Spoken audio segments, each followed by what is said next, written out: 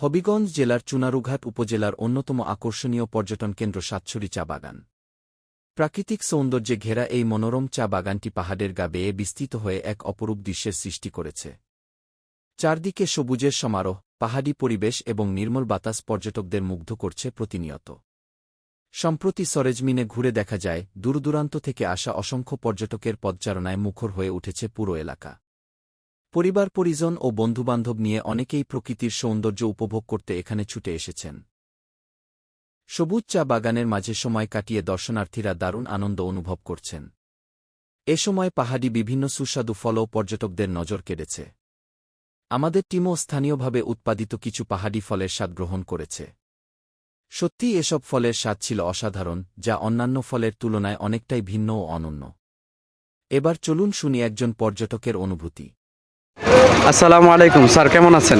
ওয়ালাইকুম আসসালাম, আমি ভালো আছি। আপনি কেমন আছেন? আলহামদুলিল্লাহ, আমি ভালো আছি। দেখতে পাচ্ছি আপনি খুবই তীব্র গরমে ঘুরতে এসেছেন। আর যদি একটু বলতেন কষ্ট করে আপনার অনুভূতি কি? আমি আসলে ঢাকায় চাকরি করি, আর ঢাকায় থাকা অবস্থায় কোনো জায়গায় ঘুরতে যাওয়া হয় না, কিন্তু জি। পাহাড়ি এলাকা চা বাগানে আসছি সিলেটে। জি। খুবই ভালো জায়গা, খুবই সুন্দর জায়গা, দেখতেও খুবই ভালো লাগে। জি, আর দেখতে মন একটা শান্তি পায়। আসলে বিষয়টা এমন আর কি যে গরমটা সেরকম অনুভব হচ্ছে না। হ্যাঁ। তাছাড়া আপনার হাতে দেখতে পাচ্ছি একটা ফল, সম্ভবত এটা আনারস। যদি খেয়ে বলতেন যে এই এলাকার আনারসগুলো কেমন খেতে? আনারস খেয়ে আমি বলতেছি,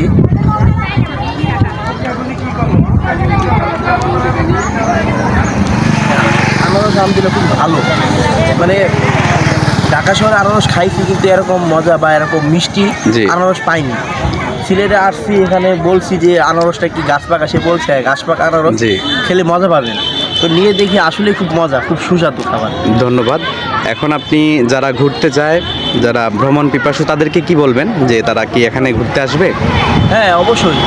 যারা যারা গার্মেন্টসে চাকরি করে বা অন্য অন্য জায়গায় চাকরি জি। করে, ঢাকা শহর থাকে, তারা যদি সময় পায় তাহলে অবশ্যই বলবো তারা সিলেটে আসতে, সিলেটের সৌন্দর্য দেখার জন্য।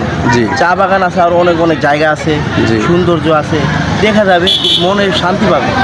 যাই হোক, আপনাকে অসংখ্য ধন্যবাদ। আপনার সাথে দেখা হয়। আসসালামু আলাইকুম।